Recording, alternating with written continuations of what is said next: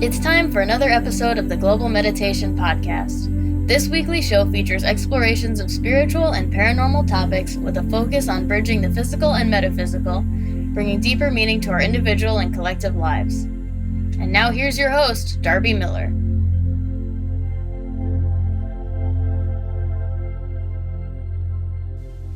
Hello, everyone. Welcome to the Global Meditation Podcast. My name is Darby Miller. For this episode, I had the pleasure of speaking with Dennis Nappi II.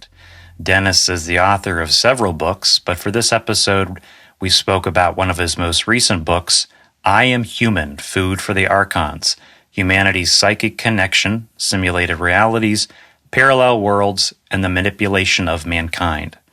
Dennis Nappi II is an author and host of the Seeker podcast. Food for the Archons represents the accumulation of 5+ years of research preceded by 20+ years of investigation and experience into psychic phenomena, the paranormal, and the nature of reality. A former intelligence soldier and police officer turned special education teacher, Dennis is now host of Crypto Viewing and a remote viewer in training. In his spare time, he enjoys long hikes, yoga, and spending time with his 3 children. So with that, let's go ahead and transition over to the recorded interview. I hope you enjoy it. Hey, Dennis, thanks for coming on the podcast. It's great to have you. I finished what I just found out prior to our recording here was your second book in your, I don't know, is it the Archon series? Is that the way you describe it? I called it my I Am Human series. Okay. Yeah. Mm-hmm. So I read I Am Human, Food for the Archons, and I thought today we talk about that, but this is actually the second book in your I Am Human series. The first book is entitled what?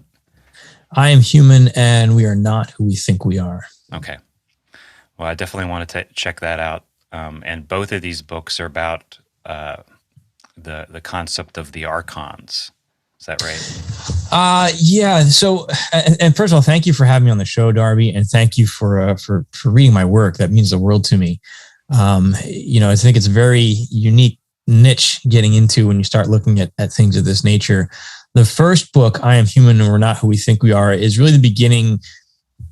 I'd say a crescendo point in my life, not the beginning of my journey, but it's where I guess the Archons book really begins, and it goes back to a night in 2009 where I was up all night. And maybe you can relate to this, where you've got like intuitive data coming to you and you just can't process it.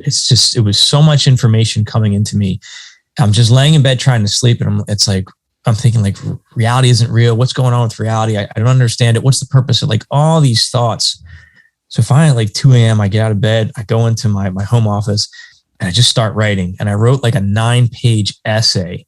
Made no sense to me. It was kind of like just a down. It was my first real download as we came to call things, Mm-hmm. And it was this essay that I still refer back to today in a different way of from what I was accustomed to of looking at the world, and it gave a lot of metaphors and examples of like, hey, you want to know about God, and God's supposed to be benevolent and all loving, but if God created everything, study nature. Oh, nature's beautiful. I want to live in balance and harmony with nature. Yeah. You ever looked at parasites? Watch that.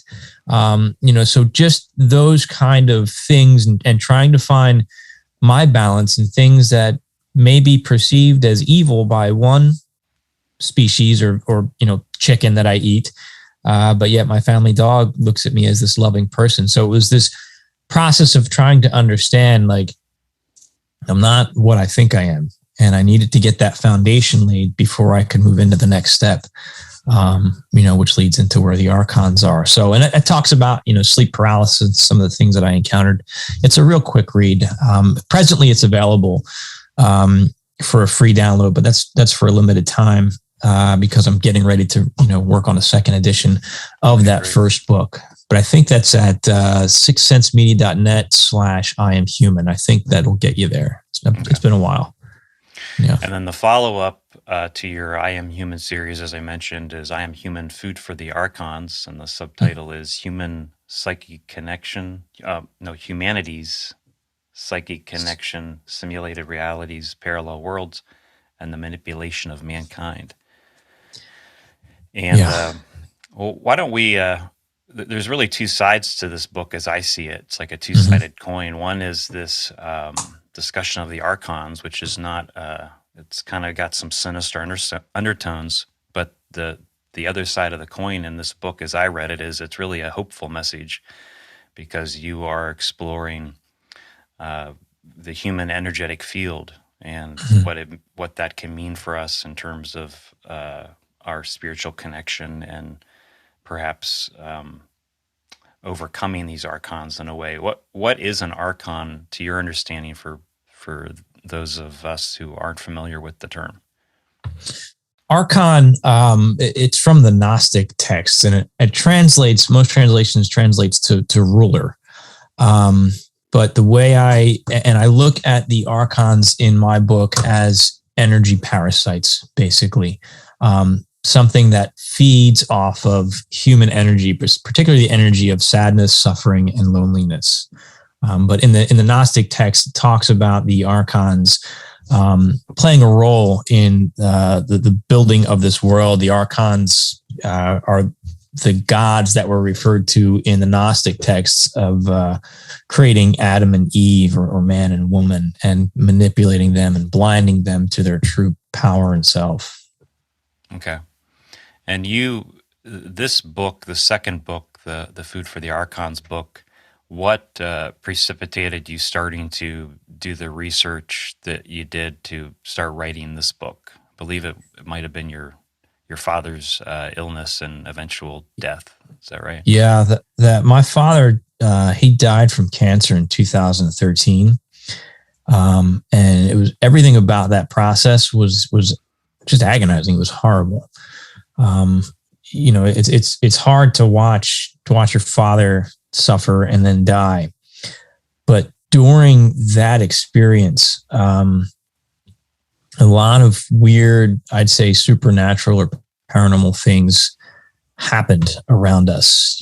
Before my dad was diagnosed, he had a dream about some kind of, we could say ETs. I don't know what they were, in his backyard, which was not the norm. My dad was not a psychic or spiritual guy. He knew that we were into all this weird stuff, and he would laugh at us playfully, but he wasn't into this. So for him to say that, and then I had a dream, I guess 6 months before he got diagnosed, and the dream was of this giant invasion of some kind of ET. And it's weird because it was a dream, but I was in my home that I grew up in, and I remember going to the door, and this being answered the door, but it then shapeshifted into my father. And that was a very weird thing for me. It was this horribly terrifying dream. And about a month later, my mom emailed me, and she was all freaked out. And she says, your father had a dream, and all he said is, we're all effed. We're all, he cursed, but he said, we're all effed. He dreamt of, and she went through and described his dream. And it was basically the exact same dream that I had about this invasion in our old neighborhood, in our house. And so I thought that was an odd coincidence because I had never told my parents about that dream. So things continued to ramp up for my father. And then when he was finally on hospice, the paranormal things happening around him increased. The house next door had an automatic garage. The house had been basically abandoned for a couple of years. The garage door started to try to open, but because it was locked, it would just start to rattle. We called our local security. Everybody checked it out. Nobody knew it was wrong. And this is within days of my father dying. It just kept rattling, and it sounded like there was a bear in that garage trying to get out. Once my father died, it never did it again. We had someone come to the house who was a friend, but they were new agey psychic. And I remember my brother pulling me in a room being like, Dennis, why won't they leave? What's going on? And they just felt so drainingly negative, almost parasitic. I remember being so upset. But I'm thinking, why? They don't know my dad. Like, why are they hanging around here so much? How do we get them out of the house? I remember sitting, in my kitchen. It was nighttime. My father's on the, we had a nice front porch, a sunroom where he was lying. And at this point, he had lost his ability to speak. And I'm sitting there, and he was bedridden. And I'm sitting there eating, something. And my dad walks past me down the hallway. And I'm like, that's weird. And I turn around, and no, he's still laying in his bed. And he walked past me again. And I remember that's really weird. And so the next morning, I go up to him and I said, he could still hear me and acknowledge. I said, Dad, are you having dreams that you're getting up and walking around the house? And his eyes got real wide. He just nodded his head. So he was having out of body experiences that I was perceiving as he was moving around. And then when he was dying, he was actually dying. And I wrote about this, but like he screamed like a lot. He was having these horrible strokes. It was horrible. And I got this sounds like a weird metaphor, but I got this impression in my mind of a scene from the movie Full Metal Jacket about a sniper took out one of the soldiers in the platoon, one of the Marines. And they kept saying, like, don't run in there. The sniper's trying to draw you in. It's a trap. And every time somebody would go in, the sniper would fire on the person and knock them down and injure them or kill them, trying to draw more people in. And I kept seeing this scene playing over and over in my mind. And I thought, wow. I had the thought, there's something trying to make us sadder as my dad suffers and just screams more and more and more. Like this just keeps getting worse and dragging out. So after he died, and there's a whole bunch of other stuff too, but after he died, I kept thinking about that impression that I had. Like, wow, why would I get that feeling? Why would I get that thought that there's some kind of parasite drawing us in to take our energy? First, I thought I was crazy. So I had to first, and that's how the research for the book started. I had to do research to see, is psychic communication possible? Is this a real thing? And I just found, a validated source after validated source, going up to SRI and Stanford and remote viewing research and all that stuff that, I'm sure everybody's familiar with at this point. But I found so much like really credible research. And then I had to look at it and say, okay, it's possible to receive information. Is the information I received accurate? And I started doing more research and finding more and more accounts of parasites and archons and things of that nature in several different works. So it was an interesting journey. And I started writing this book really as a book of despair, basically just saying like, hey, we're cattle and there's nothing we can do about it. And I just want to express this before I'm the next victim. Mm-hmm. And as I wrote it, I started realizing, oh my gosh, no, we have a power and we can do something with this. So the first half of the book is that darkness of me exploring like, wow, here's how bad things are. And then pushing through that darkness as a writer and just as a spiritual journeyman, realizing like, no, there's something empowering here. So the second half of the book is like, hey, here's how you use that superpower that we have that we've just forgotten about. Mm-hmm. So yeah, you close out the book with, do you mind if I read a few sure. Portion from your book? It's almost like a prayer at the end after you share this painful, really horrifying experience you had with your dad's death, and then you start exploring. You talk about all these experiences you had with.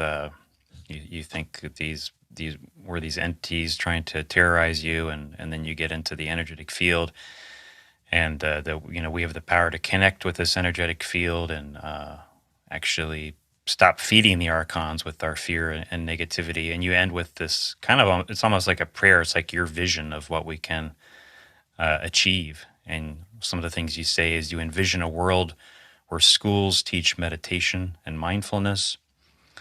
You envision a world where we are open to utilizing remote viewing data. You envision a world where township and communities employ a team of meditators totaling at least 1%. I envision a world where energy healing is employed as regularly as pharmaceuticals. You envision a world where science is open to spiritual principles, and goes on through several other statements like that. So it really, excuse me, it really ends on a positive note. But the stuff you had to go through to get there was definitely not always easy for you. And it seemed as you started to dig into this, you got into other experiences when you were young. I think there's a story where you were a boy, and the monkey, was it the monkey faced creatures were visiting you? There's like several visitations you had where you were actually getting visitations in your room, and you feel that these were somehow related to the archons as well.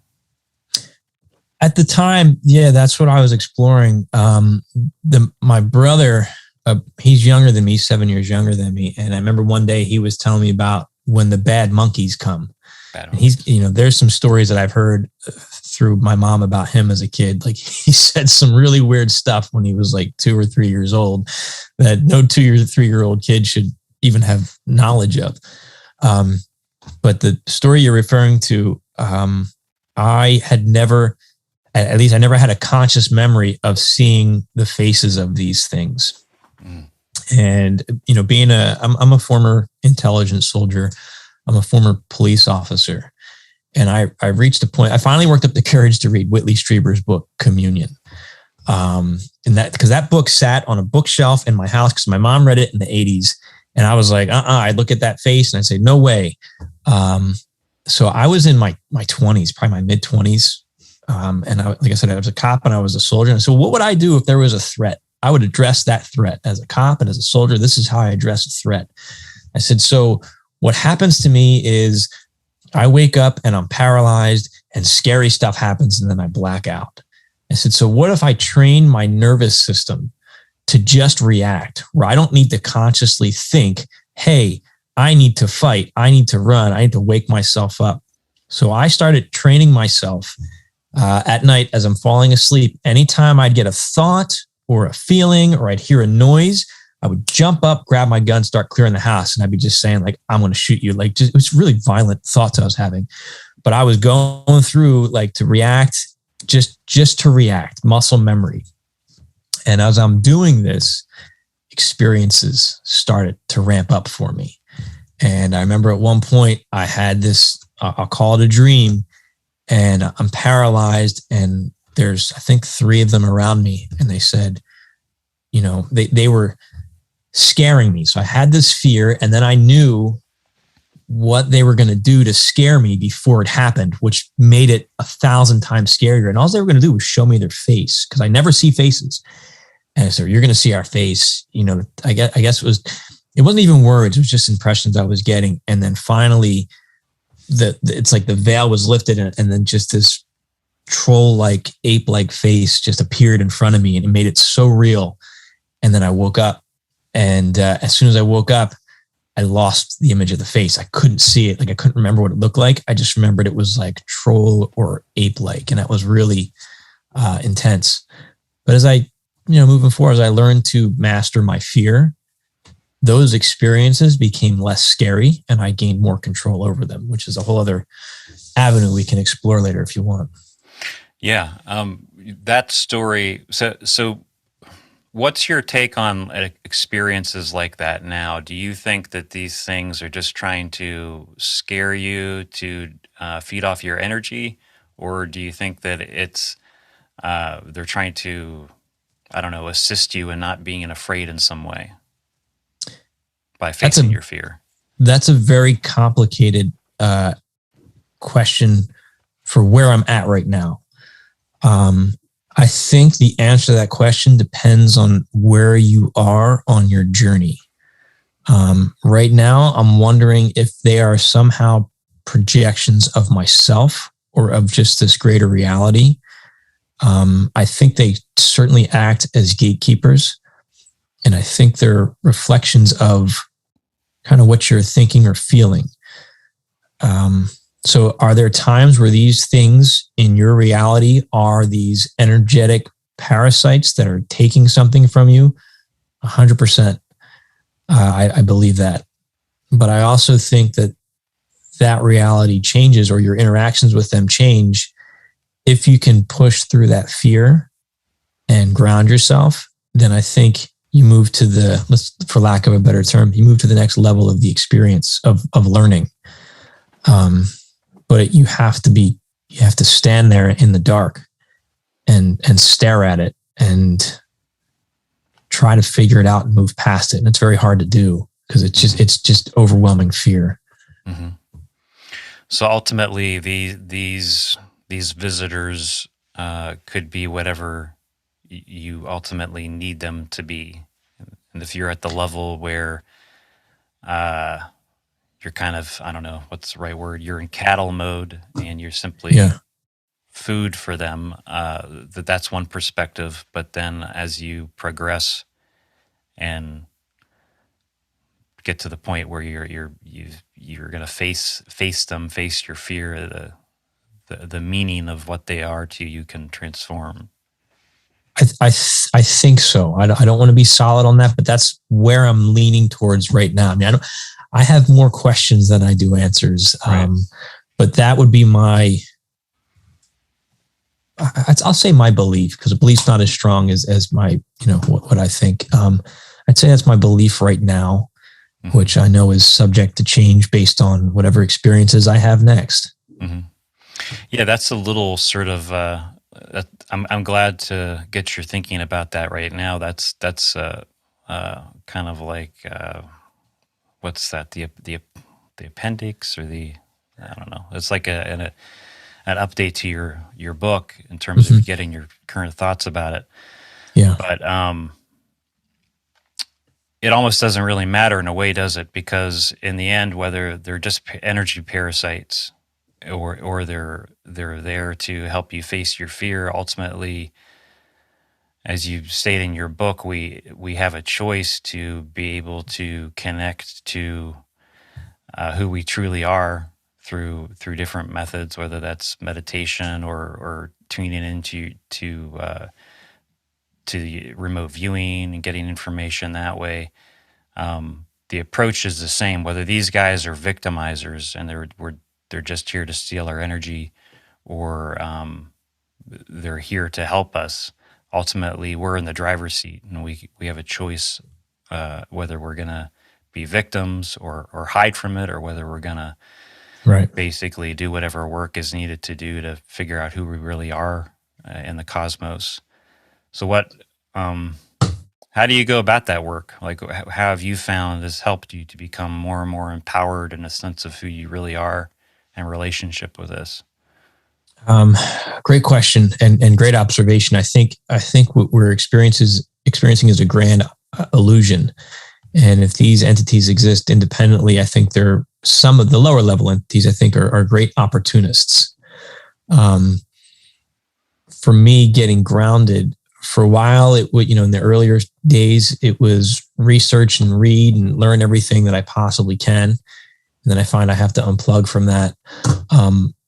But it was really being open to whatever experience I was having and trying to understand it as best I could. So those real scary things, I was always inspired by Whitley Strieber's work and the way he shared his journey when he was dealing with the visitors. He would go out every night and sit in the dark woods while he was having these abduction experiences.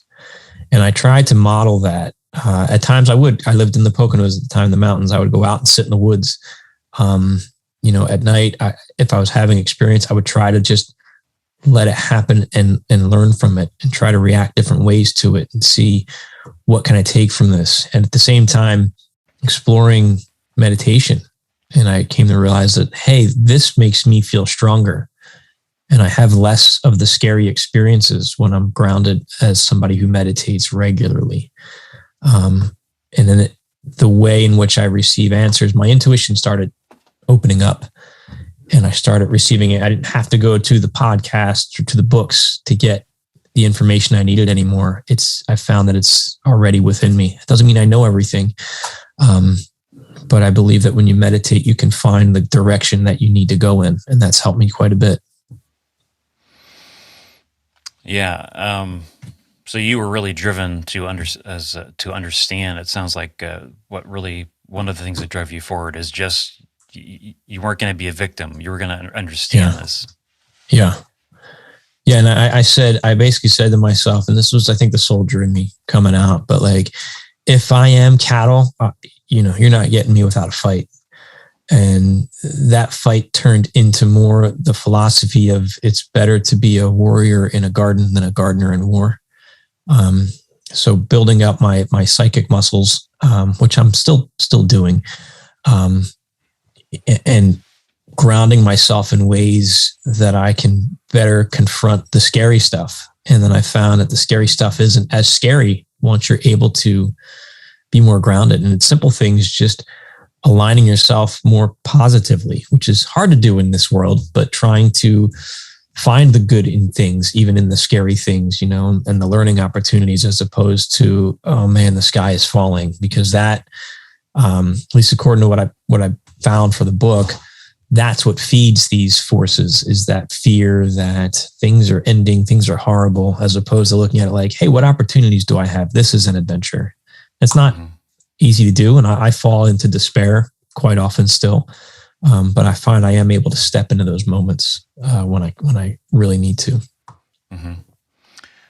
Well, one of the things that you've done, I don't know if this is directly related to that quest to understand and to find the positive, but you are one of my remote viewing colleagues, both in the Hellfire Remote Viewing Club. You also are both, I'm not sure what you would call it, a host and also a remote viewer and crypto viewing team. You want to talk a little bit about your remote viewing journey and maybe see how that relates to your book and the archons and all that? Yeah, it's funny. I have a small chapter in the book about, not a small chapter, it's a significant chapter looking at the research out of SRI with, Hal Puthoff, Russell Targ, and Ingo Swann, and some of their documented, verified experiments in remote viewing. This was at the stage where I'm like, hey, I need to prove that this is possible. But I first came into remote viewing back in 1997. I read Courtney Brown's book, Cosmic Explorers or Cosmic Voyage, whatever the first one was. Mm-hmm. And I remember looking at that going, I want to do that. Like, that is amazing. That's why one of the reasons I joined military intelligence. I never found the psychic spies when I was in the military, but that was a motivation behind me. And then I remember watching Farsight and looking at Time Cross and watching Dick Allgaier and Daz Smith. And they're like, hey, we're going to tell you what's going to be in the news next month. And I remember, like, I lived alone at the time, just screaming like, oh my gosh, this is amazing. These guys are looking into the future and they're telling us what's going to be in the news. And they were pretty accurate. They were pulling out these like specific details, not just a random, like someone's going to get shot, a plane's going to, like, they would give names, they would give, specific sequences of events of how things were going to be. I was amazed at watching that. So as I'm going through, that's part of my growth and my journey. As I'm writing this book, I'm podcasting, I'm looking into a lot of different things. And this guy by the name of Edward Reardon, who everybody knows now, he did this. He put out a remote viewing session that he did about QAnon. And I was like, I need to talk to this guy. This is like spot on with a lot of the stuff I'm looking into for my podcast. So he comes on the show and we had this amazing conversation. It's one of my favorite shows I've ever done, remote viewing QAnon. Really, really interesting session with Edward. And I guess a couple months later, he texts me and he says, hey, this guy wants you to interview him for your show. So I'm like, all right, this guy. And I get him on my show and he starts really dropping some golden nuggets of knowledge here. Like I'm talking, you talk to some people like, this person, they really know some stuff.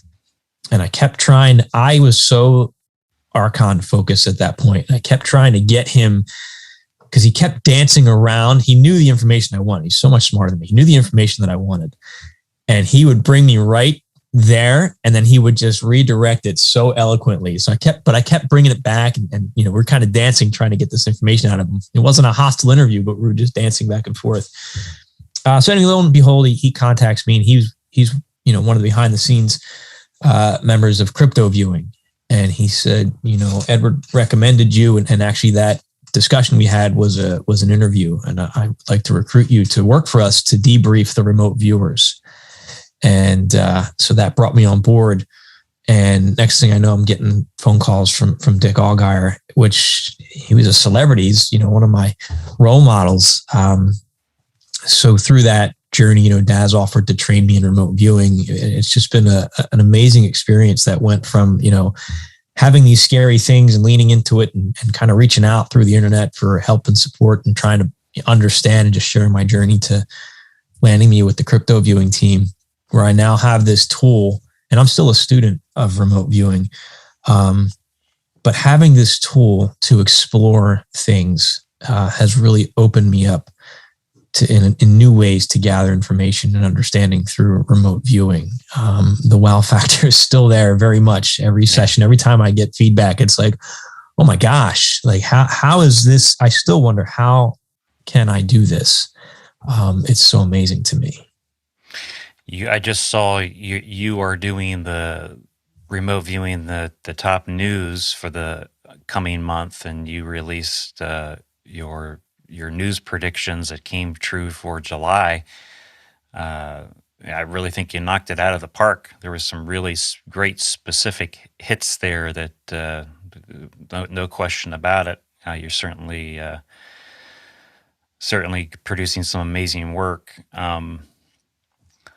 Do you think you ever stop becoming a student, or is there some point where it's good to say, you know what, I got this. I've done this project and this project, and I've had this hit and this hit and this hit, and I can do it, and I'm just going to embrace that I'm a great remote viewer and not call myself a student anymore?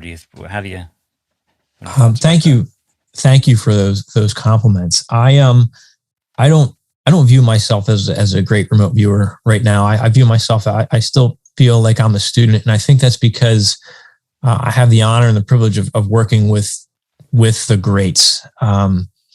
I get good data points. I also get a lot of noise in my sessions sometimes too, depending on the day. But seeing the consistency and the level of accuracy and detail and understanding that, the viewers with 20 to 30 years have, I'm not on that level, and I don't ever want to pretend to be. So I don't know that I'll ever call myself great, because I work with I think some of the greatest. And I feel I'd be dishonoring the legacy that they've built if me as a rookie comes out there and is like, hey, I'm really good. Right. I always I never want to embarrass myself in the eyes of my friends who are much more experienced than me. I'm happy to be a student and to learn and to celebrate my successes. I mean, I just got feedback from for August predictions. I just got it today before I came on the show, of a pretty specific airline issue.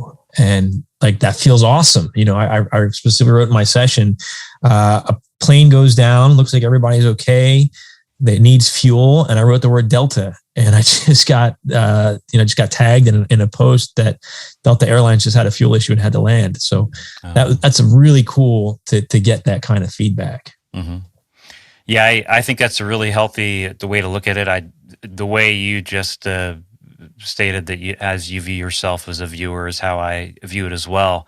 But at the same time, I'd never call myself a great remote viewer either, in that certainly in comparison with the greats that have been doing it for so long. But I've noticed sometimes where there's a way where I keep myself capped by how I'm viewing myself on a certain level. So I might say, well, I view myself as a student, but there's a slight way where I'm keeping myself in a little box.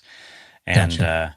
I think it's also good to look at that and say, when is there an opportunity here for me to take the lid off the box and not view myself as small or somehow not quite ready for the quote unquote big time yet or whatever. And I don't think that you're doing that, but it's I know for myself I've noticed that from time to time. We put these limitations on ourselves. We do tend to do that. And Darby, I mean, from my experience in the projects we've worked together, I mean, you're an amazing remote viewer. I love the way your data comes out. I love your presentation of things, and the insights that you get out of your sessions. I think I do think you're a wonderful remote viewer. I know for me, I took the approach of just trying to be authentic and putting it out there. And that helps me to take that lid off where I can say, hey, I am a student. I'm a rookie. Here's what I'm experiencing, to include my failures. So I'm not trying to just showcase my highlights. Like I put a video up, I don't know, maybe a year ago, a few months back, of a total miss. Like, hey, this session really sucked, and here's what I did. That takes the pressure off of me to be right all the time. Right.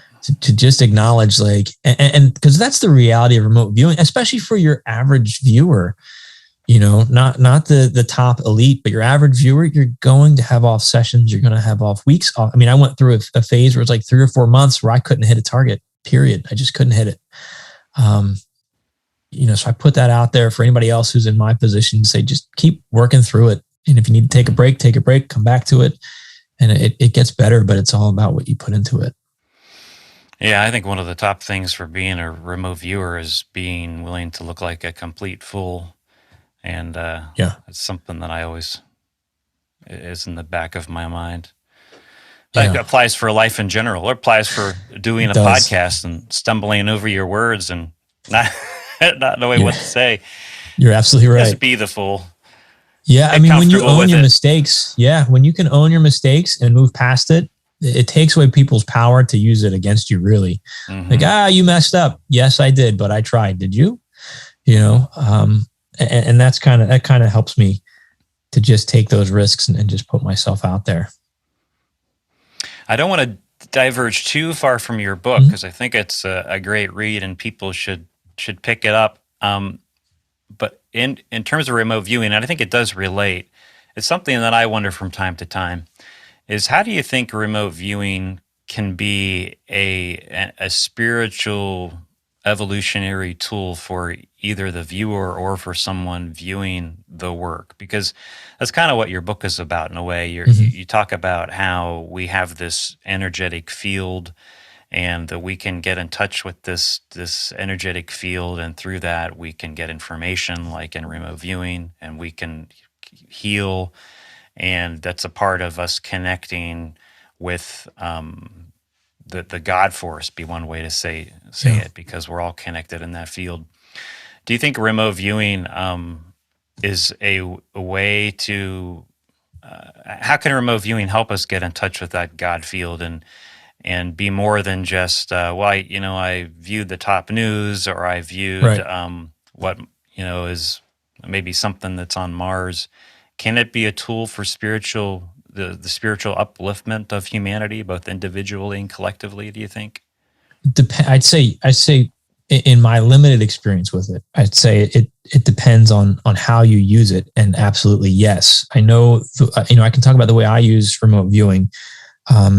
Sometimes I'll get a session. We did the Tic Tac session. And I had a big spiritual moment during that where I encountered, it was like an intelligent energy ball, and able to communicate with that and the insights I got. And it's just a feeling of, wow, I'm in the presence of something else. And that in itself is a spiritual, humbling experience. Like, this is just an energetic ball that has a lot of information. I feel that it knows I'm here, and that it's sharing things and showing me things. So you can have a spiritual experience if you're, tasked to certain targets. And the other part of that is I do remote viewing for myself about once a month. I'll do I connect with my future consciousness at a point in time. This is how I task myself: connect with my future consciousness at a point in time where I'm ready, able, and willing to share information that I need right now.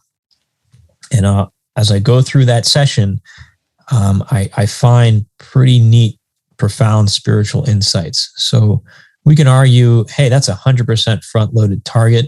It is. I know myself. I know what I'm looking at, but I'm also looking at information from a future point in time. So I'll get, personal world events data, but I also get these insights into myself in ways that I've never looked at them before. And sometimes I'll task instead of myself, I'm going to connect with a higher power if it's out there. And I get these philosophical diatribes, rants, whatever that I write down, and the feeling while I'm writing, it just feels really good. That's the best way I can explain it, to just have that almost euphoric spiritual experience, to write this down and to get this information and to look back after the session or a week or two later and read it and be like, wow, that's insightful. And I have growth in that. So that's how I use it and perceive it as of right now for my own spiritual development and growth. And it's been a beautiful experience.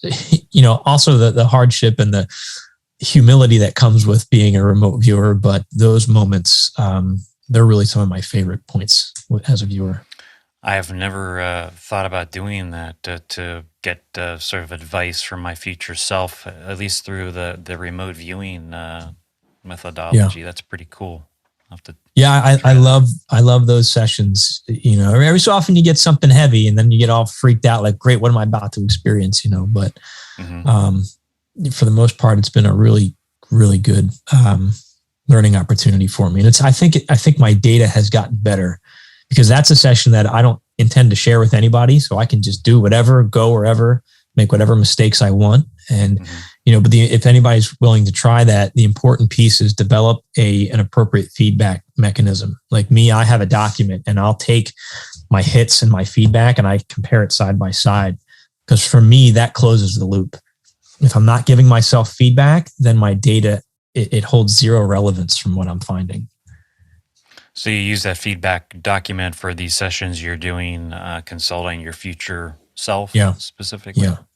Yeah. I mean, a simple example is, I work for a school, and I had a drawing of a child on a stretcher, and then I drew an ambulance. And this is a really messy session. So this session was more noise than anything, but this is a specific data point that I had.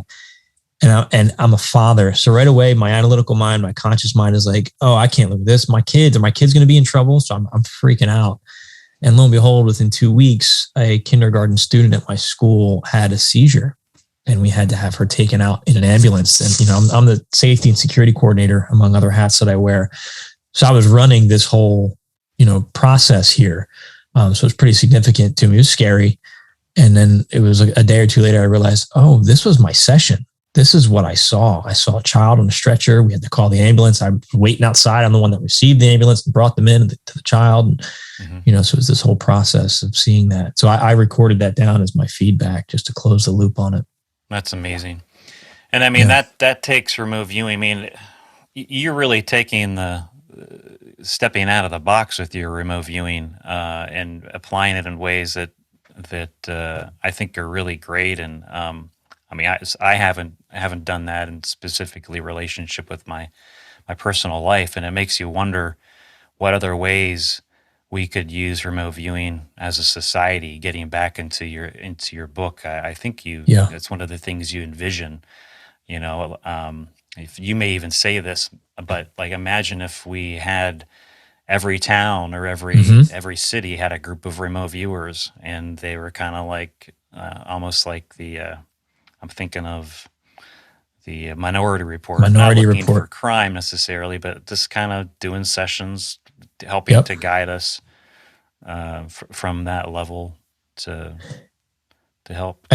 I think about that a lot, and I did. I have a section in there in my book talking about that exact scenario. If every town employed a team of remote viewers and they were just to look out and do a world event session, and I think about like, oh, okay, we have a hurricane coming. Obviously, hopefully the viewers won't be front loaded to that information. I'm sure we could put in procedures for that. But if they foresaw a hurricane without that front loading knowledge, and they could, if they're within their own town and they all draw a similar structure, you can have an analyst identify what that structure is. And if that structure takes on heavy damage, you could take appropriate action to move people away from there. Now, the challenge becomes the communication with the future and the purpose of that communication. And if you change something based on what the remote viewers see, number one, what kind of feedback are they now going to get? How are you going to provide them with feedback to show that your change did, in fact, your data was accurate? Or are they going to change something and then it's never going to happen? So there's a lot of things that I think at this level, we don't understand what we're playing with. In reading Ingo's book, Psychic Literacy, he advocated for receiving those signals from the future and making those course adjustments. He thinks there's a reason for it. And I wonder if we get signals from the future because the future is trying to correct itself in creating whatever it views as the perfect harmony is what I wonder right now. I'm not sure yet, but it's really difficult to try to conceptualize why and what are the consequences of all of this. Mm-hmm. You're saying that one of the difficulties for a group of remote viewers viewing, let's say, a hurricane or the destruction of a building, and then doing something to prevent that ends up that they don't have any feedback because of that. Is that what you were saying? That could be an issue for the viewers because they don't have any way of knowing if what they perceived was accurate because it changed the timeline? It changed the timeline. So I'd say, let's say they see a bombing and their information is able to prevent a bombing. I would think, and I'm completely just making this up as a rookie here, but I would think that if the law enforcement agency gave them feedback saying, hey, you were right, we stopped this from happening, I think that would be sufficient feedback to close the loop. Mm-hmm.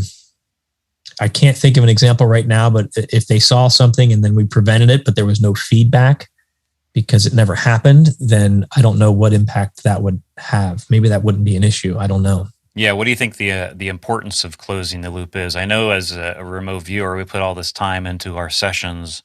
Right. I don't care if I get feedback, 6 months, a year later, but eventually I like to get feedback. There's a psychological reward for that. It makes you feel like, oh, there's a reason I'm locked in my basement for hours doing this work.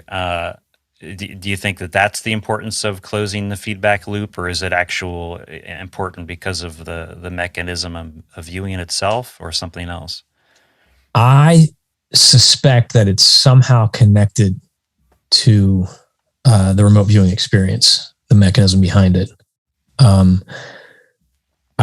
probably not the best person to ask on that, but I mean, with just working with the team at Crypto Viewing, we're starting to see that when we review our targets, our crypto targets a year later, how accurate everybody is. And I suspect that because we take the time to really give that detailed feedback, it's strengthening. We may even be creating a loop from our future selves, looking at the feedback, sending it back to ourselves at that past or present point in time.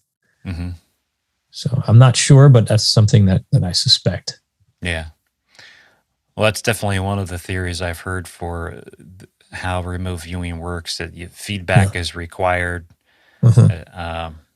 But then there's another theory that says that it isn't, and I'm not well versed to be able to have a discussion about it as far as why or why not.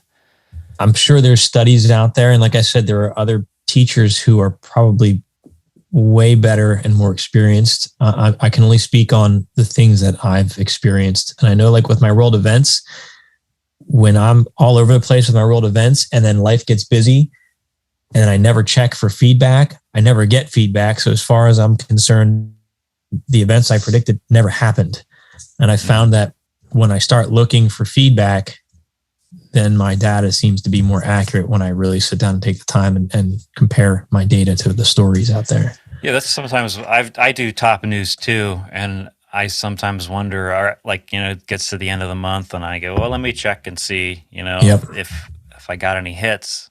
Am I remote viewing what I'm looking at right now? You know what I mean? Just like you said, if I didn't look, is there any connection? And would there be? Yeah. I had a horrible night's sleep last night, and my brain's not working too well right now. But I imagine it wouldn't be too hard to create. And I'm sure if Daz Smith was listening to this, or someone who's done all the research, the reading, and a much higher level than I have, they'd be pulling out their hair saying, yes, there's been this and this and this. But I wouldn't think it'd be that hard to do a scientific study where the viewer is viewing something and they never get feedback, but you as the experimenter can see whether they're right or not. Right. And then of course, then how do you stop them from getting feedback at some point? I don't know. Yeah. I think I like. Well, you never give them what the target was, right. And I think there are studies like that. I thought I read somewhere, probably through Daz, but through Ingo, that the feedback was important. I'm sure Daz would have, probably both sides of that argument. I'm not sure where he falls on. I think he falls on the feedback side, but I can't speak for him. But he would, I would consult his website and see if there's anything. He's got everything on his website. RemoteView.com. I was just saying in a podcast a few episodes ago that if someone wanted to look into remote viewing and they wanted a resource, I'd probably send them to RemoteView.com, because that's your starting point. Months there, just diving into figuring out if you wanted to actually get the training, or you can just start doing the training too. There's certainly pros and cons to both approaches. Yeah, agreed. Diving right into it. I know for me, I was just like you. I think I was introduced to remote viewing through Courtney Brown's book, and then of course watching Daz and Dick on the Farsight projects initially. But yeah, it probably took me I don't know 3 or 4 years until I finally started applying it. Actually, longer than that, really. Yeah, but it takes time. It's not a hey, I'm going to take a 1-day course and be an excellent remote viewer. You can take the 1-day course and get some great data, but at least again for me, it's a journey. There's more to remote viewing than just getting that accurate data point, I think. Yeah. One of the things I like about remote viewing is the community aspect of it, because I'm a weirdo, and I remember watching the Dick and Daz videos initially with the Farsight projects years ago, and wanting to just run around telling people about this. Isn't this amazing? Look at what they're doing. They literally had no idea what this was. It could have been anything in the universe, and this is right. And now, with working with other people, whether it's in a Facebook forum or the Hellfire group, or what, you get to talk about stuff that people that get you. And I love working together in projects like with the Hellfire group, even though we don't interact a lot. We're all working on a project together for a mutual goal to uncover whatever the target is. I think that's pretty cool. It's really, it's comforting to be grounded in that community. And what surprised me and scared me at first was being welcomed by great people. Again, people I would look at as role models who just reach out to you in a very welcoming way, and sending you words of encouragement or data or resources. And it's like, wow, like you're a superstar, you're a superhero to me. And I'm just a guy in my basement. You guys are reaching out and supporting me. It's a really neat community to be a part of, and I'm thankful for it. Yeah. One other question while we're talking about remote viewing just occurred to me a little while ago is, this is something I wonder from time to time, is what is the real value of viewing certain targets? What do you think the value is of remote viewing the top news? I know for me, I guess I'd say one of the values is it shows the world that this precognitive ability is real, and it might inspire people to start exploring this unseen aspect of themselves, which I think can help raise the consciousness of humanity. What do you think the value is of doing things like a top news event? I like that question. It's a hard one for me to answer. Honestly, I struggle with the world events piece, and sometimes consider not doing it anymore. But it's such a challenge that fosters a lot of growth in me as a remote viewer. And it's forcing me to really deal with this aspect of the future and learning to live in the present. How do you live in the present when you see something bad? I mean, when you target the news reports a lot of deep, dark, scary stuff. And I try so hard not to be a doom and gloom guy. because of my background, I was always like, as a soldier and a cop, my job was, where's the threat? Hey, I'd be telling commanders like, hey, here's where you're weak. Here's where they're going to get us. Like, as a cop, you're always assessing your area. And that really impacted me as a civilian, in being like the Debbie Downer. Hey, that looks fun, but here's how you could die if we do that. Like, I hate being that guy. And now I'm in an area, a niche where I'm looking at the future and saying, hey, here's the news events. And like this month, I had some heavy data, and at the end, I just said, look, I don't want to spread fear, but it might be a good idea to stock up on your emergency supplies. So with that caveat out of the way, number one, I think it's just fascinating and entertaining.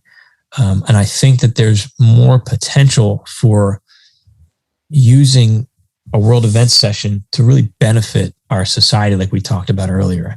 And I think it opens people up who are willing to be opened up in saying, hey, this is possible. How can I open up in my own life? Because right now, if your worldview is that's not possible, we have psychic experiences every single day. We have a psychic experience, but that signal line is so quiet and it's so soft. I mean, sometimes it kicks you in the face, but for the most part, it's such a subtle impression that you get. It might be a thought of something, and then you see it happen later, but you dismiss it or you push it away, you rationalize it. Once you're open to, hey, this is real, then you start paying attention to your own psychic abilities.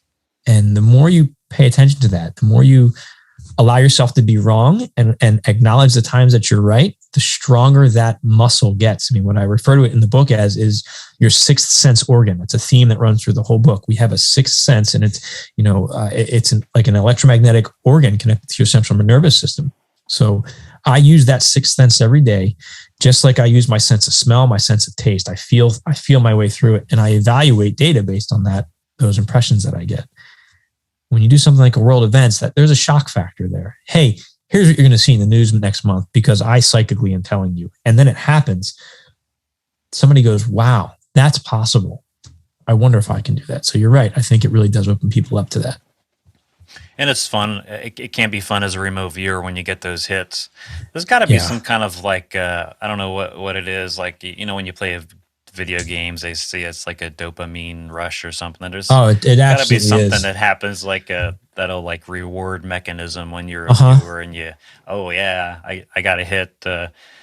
I feel so confident and cocky. I don't put that out publicly, but when I get a hit, it's like, oh, like you talked about it, would you ever call yourself a great remote viewer? In those moments in private, I said it like, oh, that was freaking good. Like I feel really good about myself, but then when you miss, you feel the opposite. So it's a double-edged sword, right?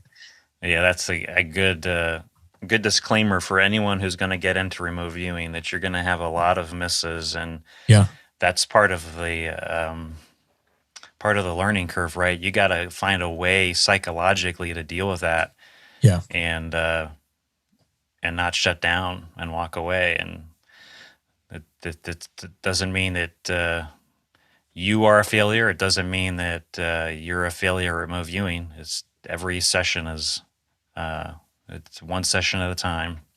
Yeah, it's part of the process. You're just off. I mean, think about it this way. Sometimes with your eyes, with your sight, what you report that you saw isn't what you saw. Sometimes you smell something and you misidentify it as the wrong smell, or you hear a sound and you describe it inaccurately. It's the same thing with remote viewing and your sixth sense, your psychic sense. I tell people all the time, don't be afraid. If you want to develop your psychic sense, you got to learn where you're wrong. And the only way to do that is to take those chances. So I occasionally will see auras, and it's something I've been working on for years. I'm not great at it, but I do see them, and I wanted to know what they mean. So it wasn't until I started asking people, hey, are you experiencing this? Because this is what I'm seeing. This is what I think it means. And they'd give me feedback, yes or no. Then it gives me that mechanism to understand what I'm experiencing and what's my imagination. But I had to start asking people, hey, and you don't want to go up to somebody like, hey, are you dying? Like, you got to filter yourself sometimes. But that is something that's helped me a lot, is to have that, to put yourself out there. Even if it's just one or two trusted friends, and say, hey, I just got this impression, and even if it's not about them, just put it out there to them. Hey, I might be wrong, but here's what I experienced. I just want you to help hold me accountable. Whether I'm right or wrong, it's a learning process for me. Mm-hmm. Yeah, it's definitely one way to confront your possible failure and be comfortable looking like a possible fool, getting saying something and getting or having it not be accurate at all. So remote viewing is one of the ways that we can learn to get in touch with this psychic skin that we wear. Right. You also mentioned Reiki in your book, and I think that you either were or are a Reiki practitioner. Is that right? Yeah, actually, I just completed my coursework this year as a Reiki teacher, as Reiki master. Reiki, that experience in learning Reiki came at a time when I was, again, at one of my darkest points in understanding my father's death. I thought Reiki was a joke. I thought it was, just this scam to get money. And like, this sounds like this ridiculous new age gimmick. But I went through the course, and I remember after I got my attunement that day, we were doing practice Reiki sessions. And one of my first sessions, I put my hands on a woman, and all of a sudden in front of me, I see two lungs floating in front of me, and they were purple. And I was like, I said, being with that philosophy I just told you about, just putting it out there, I said to her, hey, this sounds weird, but I see two purple lungs floating in front of me. Does that have anything to do with you in your life? I didn't know who she was. And she goes, yeah, I have asthma, and I had a real bad asthma attack yesterday, and I still feel a little restricted in my chest. So that was enough feedback for me to be like, okay, maybe there's something to it. And then I've had countless experiences since then. Reiki really, it showed me the superpower. It showed me a way I can this was before remote viewing. So this was a tool I could use to learn to tap into and harness that superpower. It strengthened my intuition. It gave me a process and a feedback mechanism to go through to learn and develop and grow. So that's been a really fun and unique journey and experience. Now, as I'm just getting into teaching, I love passing that on to people as well. Mm-hmm. You're going to be teaching in the local area, I'm assuming? It's kind of a hands-on kind of a thing, or well, I'm in the process of building an online course through my website, sixthsensemedia.net. There's a Reiki link there. Right now, I have a video or two up talking about some different things, but I think I'd like to go into building an online course. I have a book I'm getting ready to release. It's a journal, and it's called My Reiki Journey. And it's like 75 prompts plus like 25 more spots for free writing creativity. But each prompt is a different aspect of your Reiki journey, things you'll learn, things you'll experience. And taking the time to sit and write about it really just helps you connect with that process and your intuitive practices and your sensations that you feel with Reiki. So that'll be coming out. Hopefully it's done. I just have to put the launch package together. So next month or two, I hope. And that'll be available on your website or through my website, and then it links through Amazon. Okay, great. Yeah. Mm-hmm. And of course, the book that we've been talking about today is also available through Amazon. If you search for "I Am Human: Food for the Archons," it'll show up. I got the Kindle version. I'm not sure if it's available in other formats or not. Yeah, I have right here. Actually, I have a hard copy. It's disappearing on my green screen, but hard copy is available. It's. I mean, I love holding a physical book in my hand, but Kindle version works as well.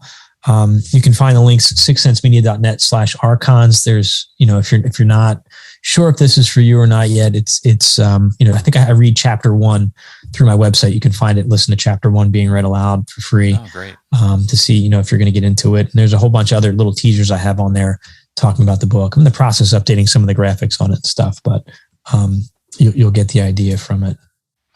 Is there anything else that we haven't talked about? Some of the main themes from the book that you wanna mention before we wrap up today's podcast interview? Yeah, thank you for asking. The other aspect that I explore in quite detail is really, it's two parts, but we can combine it into one.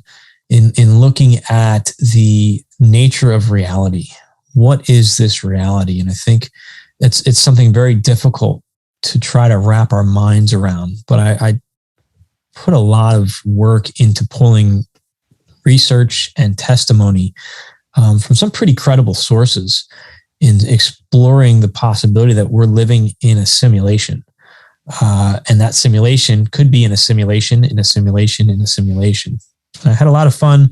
Number one, I love The Matrix. And I think The Matrix was one of those texts or those projects that allowed you to really just ask the question, is this possible?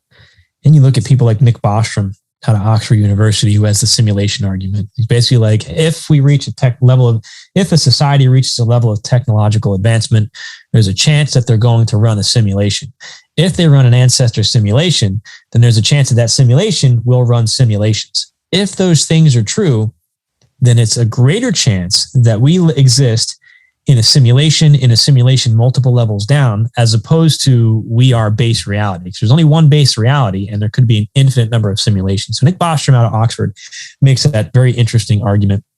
And there's a guy by the name of Professor Gates. He's out of the University of Maryland. And he was one of Obama's science advisors. He's got a doctorate out of Maryland. And he did an interview with Neil deGrasse Tyson in 2011. It was called the Theory of Everything Conference. And he said, when I was exploring the equations that make up the fabric of the universe, he was looking at string theory. He said, I found embedded in those equations code, not just regular computer code, but a very specific code, error correcting code, which is the code you find in web browsers today. And Tyson's like, wait a minute. Say this again. And he said, I found computer code embedded in string theory, basically. And this guy, again, who worked for a president, put out there, he says, I'm in a very weird place in my life where I have to say that a movie like The Matrix may be somewhat of an accurate representation of the reality that we live in. So I had fun exploring those possibilities and also looking at the Gnostic texts. I poured over the Gnostic text through the Nag Hammadi and extracted a lot of different things out of that. And there is, in the book of Zostrianos, it talks about what they call aeonic copies. And, I had a lot of fun explaining what that was in the book too, is how they're basically copies of reality that allow your soul to learn a new truth before merging back with base reality. And they don't use necessarily those words, but how would somebody 2,000 years ago describe, a virtual reality system without computers? Right. So it's interesting to read. And I have a couple other sources in there too, looking at, I've had some experiences too. I've done some interviews where I've been asleep and I'm somewhere else. I'm in a different reality. I'm in a different body. Physical sensations are real. Everything is real. And when that experience is over and I wake up, I take something back. I forget who I am for, 10 to 15 minutes as I'm waking up. And it's like the Butterfly Effect movie where then, your conscious merges and you're like, I've had those very real experiences. And so have many other people where you're viewing somewhere else. So I had fun exploring that in the book too. Does the term the archons come from the Gnostic text you were just mentioning, or is that from somewhere else? That's from the Nag Hammadi library. Yeah. Okay. Uh-huh. And how do they describe the archons in that library? Well, it talks about the demiurge. So it basically, and it's been a while since I've talked about this. So for you scholars out there, cut me a little bit of slack here. I was getting nervous quoting this stuff because I'm not that level of a scholar. But this is what's interesting. You had Sophia, who was an aeon. An aeon is like a conscious entity, but from what I understand, an aeon is, also means like span of time. But I also believe an aeon is a reality system. It's a system of reality. So things exist within this aeon. And she wanted to create, but she didn't want to create the normal way. She didn't want to use like a male energy counterpart. So she created by herself. And as a consequence of her creating by herself, this thing, I have a fly buzzing around me, this thing called a demiurge was created. And that was the Lord Archon Yaldabaoth.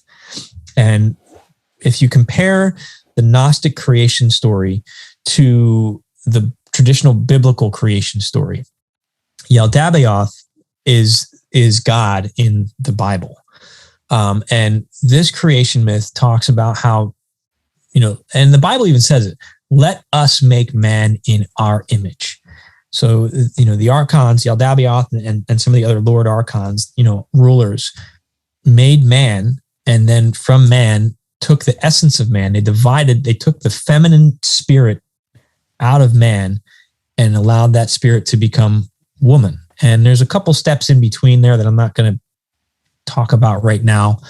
But ultimately, then the serpent came. And in the Gnostic text, the serpent was the instructor. And it said, hey, your ignorance, your nakedness is the fact that you don't realize how powerful you are. These archons are keeping you in a state of ignorance. Because what did they say? Eat from the tree of knowledge and you'll die. So what happened? They ate from the tree of knowledge and they were enlightened and realized, hey, they're not treating us fairly. And what did they say? Get out. So God lied. You didn't die. You got kicked out of heaven. Why? Because you realize you can be like the gods. So I had some fun exploring the implications of that in the book, and then comparing it to like the Sumerian text, which are pretty similar to that. And then looking at like the Mayan text. I love the Popol Vuh. I opened my book with a quote from the Popol Vuh about the hero twins, and looking at, their belief in why mankind was created. And this ties into the archons, like to serve the gods, to be basically slaves, and in some cases food, which is then supported. I think one of the most powerful aspects of this, the smoking gun for me was Bob Monroe's work in looking at the garden. I mean, that was hard to get through when you look at his work. Hard in the sense that it's like, oh my gosh, what a reality check. He's the guy who originated the term loosh, right? Yes. Yeah. Bob Monroe, founded the Monroe Institute, still in service today. The CIA actually did a whole bunch of studies there back in the 70s or 80s. But he developed a technique and technology to assist you in having an out-of-body experience. So he would go out and he would travel and explore and he'd learn things. And then he wrote 3 books talking about it. And in one of his books, he was shown, I believe it was as a metaphor, for what life is on the planet and how it was created and why it was created. And loosh is the energy basically that the archons consume. And it goes into, as I was talking about with you earlier, my first book, I Am Human, where I had this like download of information look at nature and look at how nature is created. I mean, I spent a lot of time in this book looking at basic parasitism. If God is loving, if God is all loving, why does he create parasites in this world? If you really study what a parasite does, it's this slow, painful, cruel death of its host. It infects the host, it controls its mind, and it moves it to a point where it can then consume the host and then reproduce.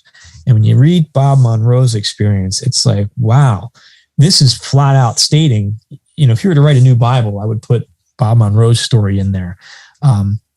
It's explaining like, here's why this species was created in this section of the universe, because we're growing crops, and the crop is the energy that comes from life. When?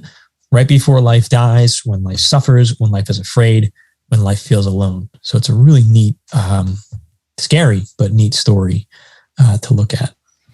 It's been a couple of decades since I've read Robert Monroe's books. I actually read his books and ended up taking one of those workshops at the Monroe Institute. Oh, wow. But I don't, in your book, you say that one of the things he saw or he wrote about was that in the future, humans will willingly produce loosh, something like that. And there's, do you, so did he have, did Bob have a kind of a negative viewpoint of where we were heading as a human race, or was there something positive about the willingness to produce loosh? I don't recall. The end of his, I think it's the second book. You have Journeys Out of the Body, Far Journeys, and then I forget, it was his second book. And he went, I think it was either to the year 3000 or it was 3000 years in the future. And this is why I'm fascinated with AI and where we're going with AI right now. Because what he describes is people that can at will go in and out of physical bodies. And he describes like a paradise Earth, and the life forms there are talking to him and saying, hey, Yeah, we're aware of Loosh. I'm sorry, this fly is just buzzing me.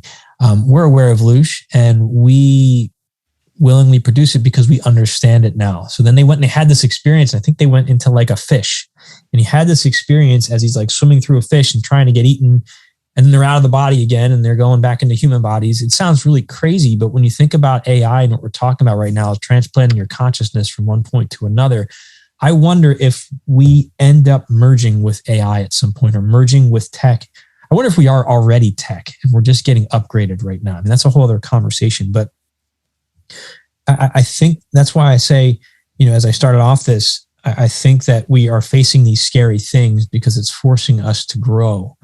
As horrible as some of this sounds, I want to believe that there's a possible positive outcome of this. And if Bob saw something 3,000 years in the future where we willingly do this, well, either we're enslaved and that's horrible, or we achieve a point of growth and understanding of, here's my connection to the universe and my greater purpose, and I'm going to have these experiences that will benefit me and also benefit the system. Sorry, this fly is really, must not like what I'm talking about. It's I'm probably glad you mentioned the fly because I thought I was seeing things earlier. He was No. going by your face and I was like, "Ooh, It's something wrong with the from those connection nanotech here." flies spying on me. No, it's a fly. Yeah, I don't know where it came from, but yeah, it's always fun. They're always fun when you're doing a remote viewing session and you have one of those visitors. You can't get rid of them. Yep. That kind of makes you think of when you were saying that someone would go into a fish and get eaten by a fish, get eaten by a bigger fish, and then go back to his or her body. That also kind of reminds me of the concept of the metaverse, where you can be and do anything. Yes. Once we're all plugged into the metaverse, you could hop into a fish or whatever you want and do whatever you want. You can change your avatar. Vicarious experiences, these emotional experiences, just like when you're playing a video game. You're right. Sometimes you got the adrenaline pumping. Maybe that's producing some type of loosh as well. I think it does, and that's the fear I have. The fear-based part of this. Man, this fly is just bugging me here. Of this tech renaissance that we're in right now. Is, will this be used to induce just those scary experiences for us? Or can we make this into something that, just like the thrill seeker who wants to go climb a mountain or jump out of an airplane, where we have that fear, but it's because we're choosing to participate in that experience. Do you think ultimately everything that is above or other than the base level of reality, like we have, let's say the base level of reality is the God force or a quantum field of energy or whatever, and the base level of reality, this God force, animates these bodies. From that perspective, do you think everything, including the bodies we now inhabit, could be considered a technology or a simulation? Yes, I do. I think. I know when I was podcasting like 3 or 4 years ago, I started looking at some of the things they were talking about with AI and going, this sounds a lot like the creation myth. We're making AI in our image, right? So it's going to do what? It's going to work for us and slave for us and do all that stuff. So with that starting of that thought process for me, yes, I do think that it's possible that we are some kind of simulated bits of data floating through space right now. Mm-hmm. And then the choice becomes further exploring the simulation or further exploring the base level of reality, and yes, perhaps becoming more conscious of both. But ultimately, if we are the base level of reality, we can use tools like remote viewing or Reiki or meditation or other things to get in contact with that base level. I did a chapter in my book. Never thought I'd quote the Bible in anything that I ever wrote, but I found a lot of wisdom in it, where Christ was saying, the kingdom of heaven is within you. And doesn't he say something, I am in the Father and the Father is in me? Well, if you are making a copy of God to create another level of reality, you exist inside this larger God. But as you make a copy of reality, that God's code exists within you as well. And then it gets replicated multi-layers down. That's why the only way, what do you say? The only way through heaven into heaven is through me, right? If you're ascending up through the levels, you need to go through Christ's reality to get into the next level of reality. That, was one take I took on it. Mm-hmm. Well, I'm going to go ahead and wrap up our podcast for now, Dennis. It's great having you on. I feel like we could talk for a while about all these kind of things and dive deeper into the rabbit hole. I look forward to having you back again when you re-release the new version of your I Am Human series prior to this one. I like to check that out once you have the new edition. And of course, you have your podcast, the Seeker Podcast. What's the best way for them to get in contact with? That's all on your website, right? Everything at sixthsensemedia.net. You'll have links to my YouTube channel. You can get the podcast on Spotify, on SoundCloud, on YouTube as well. And I have a new book coming out within the next 2 weeks called The Hive, the Virus, the Infected, and the Immune. And that ties into like AI's integration with the mind, all run through a virus. I wrote this during COVID. So it was a way for me to explore my dark conspiracy theories without the constraints of, having to be correct or accurate, because it's a work of fiction. So it's a lot of fun. So that'll be out. You can pre-order it probably by Wednesday. You should be able to pre-order that book. Excellent. And there'll be a link to pre-order on your website. Yep. You can that's at sixthsensemedia.net. You can either click on books or sixthsensemedia.net/hive. Okay. That'll bring you there. Any other resources you want to plug? Crypto Viewing. As always, check out the work that we do at Crypto Viewing. It's patreon.com/Crypto Viewing. That's where, again, the best of the best. What we do at Crypto Viewing is focus on different cryptocurrencies, the companies and communities behind them, and the impacts they have on the economy and society as a greater whole. And then we get assigned these geopolitical targets every so often, or every month we do our world events. But then we are looking at, as we're looking at this transition from one economy to the next, from one system to the next, we get these very special targets sometimes looking at, what's this big event that's coming? And it's fascinating to watch what the viewers bring back every session when we look at those things. So I think it's a great resource. We helped a lot of people navigate through COVID. We had data on that, long before COVID hit. We were getting information on that. So it's a really good, site to join. I'd say it's a great investment for not just for entertainment, but if you want to get informed on some things going on. Mm-hmm. All right, great. Thanks so much, Dennis, and we'll have you back again soon. Have a great rest of your day. Darby, thank you very much. Appreciate it.